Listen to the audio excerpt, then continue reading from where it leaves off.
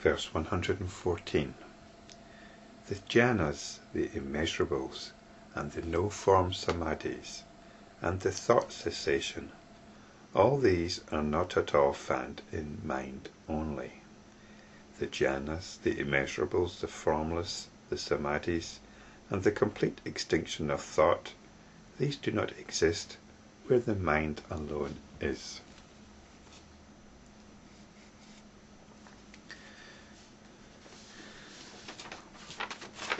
The last few verses, possibly from verse 98, which talks about mind with a capital M, but more specifically from verse 106 onwards, are really concerned with what the Buddha describes as that stage which is his own. Verse 106 spoke of a stage beyond the bhumis. That belongs to me. The bhumis were this progressive path of the bodhisattva towards enlightenment.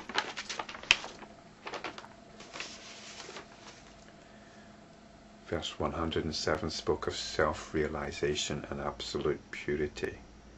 This stage is my own. And in verse 109 he talks about preaching the various vehicles which belong to my own stage. And here we've got another progression, the jhanas. These are the 4 states of absorption which you move through if you're an earnest meditator. The immeasurables, these are the Brahma Viharas, the 4 abodes of Brahma, to do with unconditional loving kindness, compassion, sympathetic joy, and equanimity. These are also particular meditations. And the no-form Samadhis, I think here refers to the higher jhanas, the so-called formless jhanas. And I'd like to talk about them at some point if there's an opportunity, but we don't need to worry about what these are specifically right now, because they lead to thought cessation. This is usually what we're interested in. If we're a meditator, we want the mind to be quiet. We want to quieten the mind. We want to become tranquil. This is what people often regard as meditation. This is the appeal of it, the apparent tranquility, whether of meditators or whether of statues of a meditating Buddha. It's tranquil. But we're told that all these are not at all found in mind only. The jhanas, the immeasurables, the formless, the samadhis. Here the formless and the samadhis are put separately, but it doesn't really matter. It could be the formless jhanas plus samadhis. And the complete extinction of thought, these do not exist where the mind alone is. Verse 115 gives us another formula. The fruit of the stream-entrant and that of the ones to come, the fruit of the not-to-come and Arhatship, all these are due to mental perturbation. The fruit of the stream-entrant and that of the once returning, and that of the never returning and Arhatship, these are the bewildered states of mind. So here we've got these 4 categories of the stream-entrant, the once returner, the non-returner, and Arhatship. And Arhatship is the goal of enlightenment. And we're told that all these are due to mental perturbation. These are bewildered states of mind. But we'll come on to verse 115 in a minute. Let's go back to 114.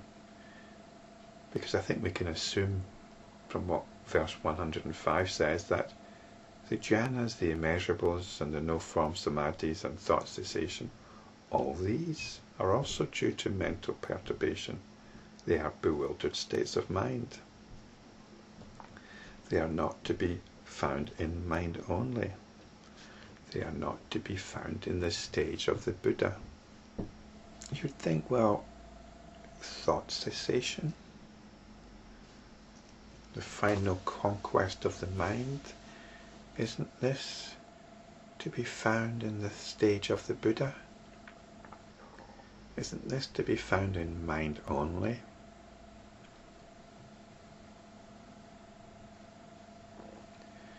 The thing is, quieting the mind has got nothing to do with realization, nothing to do with enlightenment. Realization is about not getting caught up in the mind. It's about realizing that we are not our thoughts, we are not our mind. It's about realizing this deeper awareness within which the mind arises. If you're a meditator, you might have found this. You might have found that the mind can continue, and yet there's a sense that you're in a state of absorption. Technically, this is the first jhana. The mind is supposed to stop after the first jhana when you get into the deeper absorptions. But these aren't going to take you towards realization. The Buddha established his own enlightenment from the first jhana, when you have that meditative absorption, but the mind is still going on. It's not an inferior absorption. It's the clue. It's the clue that there is a deeper awareness which has got nothing to do with the mind. It's like being calm when there's a lot of activity going on around about you. But you've got this sense of calmness, this inner calmness, a sense of your own being, which isn't going to be affected by all the chaos going on around about you. This is how it is. Mind only is what we're aiming for, but we cannot get there through this progressive path that's laid out. It has to be realized directly. Mind alone needs to be realized. All paths, also called paths to enlightenment, are due to mental perturbation. They are bewildered states of mind because we're still caught up in the mind. We're training the mind, but we're still caught up in it. We're still fixated on its state. The only practice that I know of which can help remedy this is the practice of just sitting. You're not trying to do anything. Although it doesn't really take us far enough. Just sitting means that we're not reinforcing our bewilderment. Just sitting means simply being aware. Being aware without making any particular effort to do something. But there's one extra dimension that's needed, and that is to examine that awareness.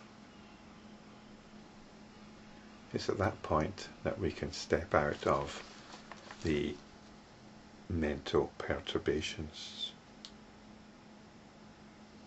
and leave behind bewildered states of mind and perhaps touch realization.